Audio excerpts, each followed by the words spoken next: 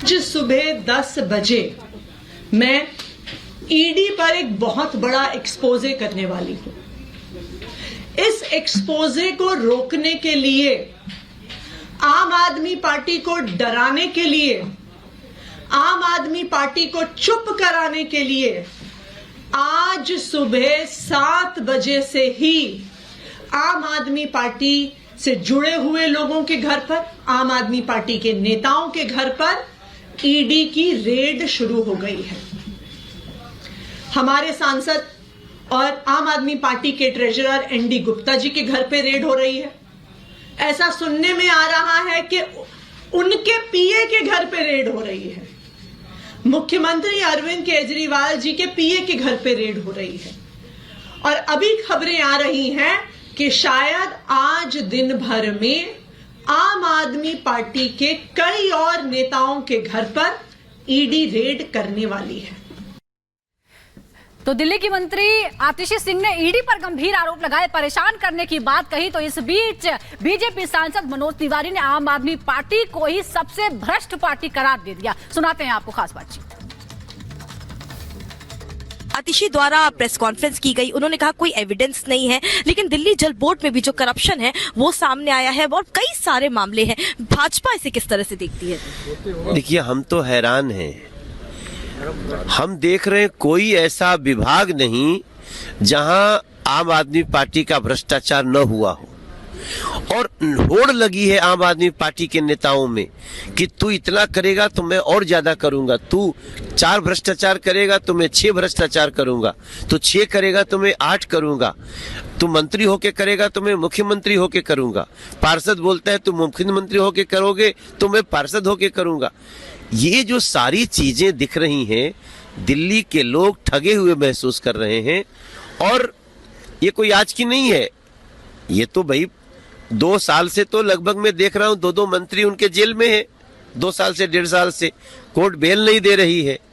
तो इस समय आम आदमी पार्टी के मैक्सिमम नेता अपराधी की श्रेणी में खड़े हो गए हैं और वो जांच का सहयोग नहीं कर रहे हैं। आतिशी जी कह रही हैं कि ये निर्दोष है। अरे आप कौन है? आपके ऊपर आरोप है तो आप आरोप जांच में सहयोग करो।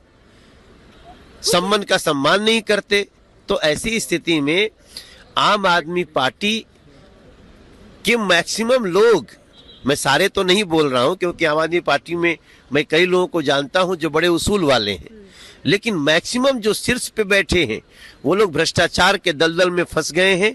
बिना एविडेंस के कोई जांच एजेंसी काम नहीं करती। आप एविडेंस नहीं है तो आप जाकर के सम्मान का सम्मान क्यों नहीं करते हो? प्रश्नों का जवाब क्यों नहीं देते हो? खाली घर में बैठ करके आप थोड़ी डिसाइड कर दोगे कि एविडेंस नहीं है। ये तो चोरी भी और सीनाजोरी भी। तो सुन रहे थे आप मनोज तिवारी को, जो कि कह रहे थे कि बिना एविडेंस की कोई जांच एजेंसी जांच नहीं करती। सीधे चलते ग्राउंड जीरो पे हमारे साथ जुड़ के हमारे 3 सहयोगी अखिलेश, जतिन, इसके अलावा दीपेश भी जुड़े हमारे साथ। सीधे रुक करते पहले जतिन का। जतिन, सुबह से पहले हम देख रहे हैं कि कार्रवाइयों का दौर चल रहा है, ईडी की रेड पड़ रही है। आतिशी सामने आती है और कहती है कि दरअसल ये जो रेड चल रही है ये धमकाया जा रहा है, डराया जा रहा है, प्रेशराइज करने का प्रयास किया जा रहा है। लेकिन अब ईडी कह रही है कि जो आरोप लगाया कि वो निराधार है, एक्शन लिया जाएगा। जी बिल्कुल, क्योंकि ईडी टॉप सोर्सेज का साफ तौर पर कहना है कि आतिशी द्वारा जो भी एलिगेशंस लगाए गए वो बिल्कुल सच नहीं है, सबूत है। और यही कारण है कि ईडी अपनी जो केसेस है उसको इन्वेस्टिगेट कर रही है। जल्दी से मैं आपको तस्वीरें भी दिखा दूं। वैभव के घर के बाहर मौजूद है दिल्ली पुलिस का पैरा, आप यहाँ पर देख लेंगे। और टाइप 6 बंगले में अंदर वैभव यहाँ पर रहते हैं और ईडी की टीम यहाँ पर मौजूद है। सामने आप तमाम गाड़ियां यहाँ पर खड़ी देख लेंगे जिसमें ईडी की टीम यहाँ पर आई थी और इस पूरे केस को इन्वेस्टिगेट कर रहे हैं। दिल्ली जल बोर्ड से जुड़ा यह मामला है और जहां पर वैभव का घर है वो भी जो वाटर ट्रीटमेंट प्लांट है चंद्रावल का, वहां पर वैभव का घर है। जबकि दिल्ली जल बोर्ड में किसी भी पद पर वैभव तैनात नहीं है। और यही कारण है कि वैभव को जब ये बंगला अलॉट किया गया तो उसके बाद भी तमाम शिकायतों का दौर, चाहे वो विजिलेंस विभाग द्वारा किया गया हो, एंटी करप्शन ब्यूरो द्वारा इसको इन्वेस्टिगेट करने की बात की गई हो, तो इस अलॉटमेंट को लेकर भी किया गया। लेकिन ईडी का साफ तौर पर कहना है कि अभी तक इस इन्वेस्टिगेशन में जो जो चीजें निकलकर सामने आ रही हैं उन्हीं चीजों को ग्राउंड पर अब वो सर्च कर रहे हैं। और यही कारण है कि आज 12 लोकेशन पर जो ईडी की टीम है वो इन्वेस्टिगेट इन्वेस्टिगेट कर रही है, जिसमें एक घर वैभव का भी है। बिल्कुल वैभव जतिन, इस इस कड़ी मामले में इसलिए गिरफ्तारियां भी हुई हैं और उस गवाहों के आधार पर ही आगे की कार्रवाई की गई। हमारे साथ गणेश और दीपेश भी जुड़े हैं। दीपेश के पास चलते हैं। दीपेश, देखिए, दो राजनीतिक दल एक दूसरे पर आरोप लगाते हैं, ऐसी बहुत तरह की बातें होती है, चुनाव मंचों से ऐसी बातें होती है, लेकिन अगर जांच एजेंसियों को राजनीति में घसीटा जाएगा तो जाहिर तौर पर आम जनता के बीच ये संदेश गलत नहीं है, और इसीलिए शायद ईडी इतने सख्त तेवर अपना रहे हैं। सूत्र बता रहे हैं कि कार्रवाई हो सकती है, क्योंकि ये ईडी की बदनामी की कोशिश है। बिल्कुल, और यही कारण है, और ईडी लगातार इस बात की तरफ इशारा भी कर रखी है। जैसे कि आतिशी सिंह की प्रेस कॉन्फ्रेंस हुई, इसके बाद ही ईडी के उच्च अधिकारियों ने ईडी मुख्यालय में एक बैठक की, और उस बैठक के बाद इस बात के संकेत मिले कि जितने भी आरोप आतिशी के द्वारा लगाए गए हैं वो निराधार है और सिर्फ अफवाह फैलाने की कोशिश की जा रही है, गलत बयानी हुई है। यही कारण है कि अब लीगल एक्शन को लेकर जो लीगल टीम है ईडी की, वो जानकारी जुटा रखी है कि आखिर इस तरह के आरोपों के बाद किस तरह का एक्शन हो सकता है, और जिन आरोपों का जिक्र आतिशी ने किया है उन आरोपों को लेकर भी अब जांच पड़ताल जो है वो ईडी के अधिकारी कर रखे हैं कि कहीं जो आरोप है उसमें किस तरह की चीजों का जिक्र हुआ है, कौन कौन सी बातें हुई हैं, ताकि तथ्यों के आधार पर जो ईडी की टीम है वो उस पर बात रख सके जब इस तरह की लीगल एक्शन होगा। और यही कारण है कि अब जो ईडी की टीम है वो लीगल एक्शन की तैयारी में नजर आ रही है। तो अब लीगल एक्शन होगा, जो आरोप लगाए गए वो निराधार बताते हुए अब ईडी की जो टीम है वो यहाँ पे कार्रवाई करने को लेकर के आगे बढ़ती दिखाई दे। सीधे रुक करते गणेश का। गणेश, आरोप प्रत्यारोपों के बीच जो ईडी है वो कह रही दरअसल कि जो आरोप लगाया गया आतिशी की ओर से वो निराधार है, लिहाजा अब कार्रवाई संभव है। यानी कि पहले तो मुश्किलें बढ़ी हुई थी ही, अब ईडी भी कार्रवाई करने की बात कह रही है, यानी कि मुश्किलें कम होने का नाम नहीं ले रही है आम आदमी पार्टी की।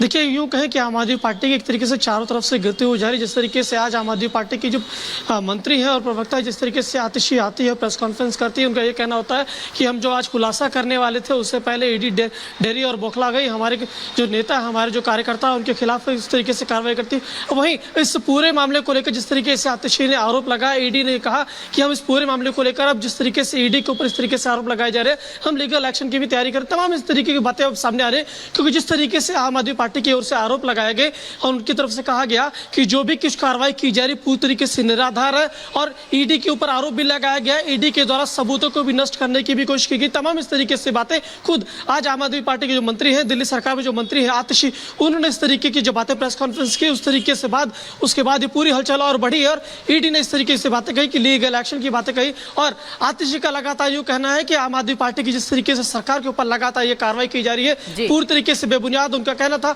कि जिस तरीके से पिछले 1.5-2 साल से ईडी लगातार कार्रवाई कर रही है, अभी तक उन्हें किसी भी आम आदमी पार्टी के नेता के पास कुछ भी नहीं मिला, बस केवल कार्रवाई की जा रही है। जो सबूत भी थे उन्हें भी ईडी के द्वारा नष्ट करने का आम आदमी पार्टी के ऊपर से आरोप लगाया गया। और लगातार जिस तरीके से देख रहे हैं अब ईडी के ऊपर आम आदमी पार्टी के जितने भी नेता हैं लगातार वो प्रहारी कर रहे हैं, और कहना कि जिस तरीके से जो कार्रवाई हो रही है आम आदमी पार्टी बार पलटवार चल रहा है, लेकिन अब जांच एजेंसियों को भी राजनीति में घसीटा जा रहा है, लेकिन इस बीच रेड लगातार जारी है। जतिन के पास चलते हैं। जतिन, क्या अभी कुछ अपडेट मिल पाया है इस मामले में?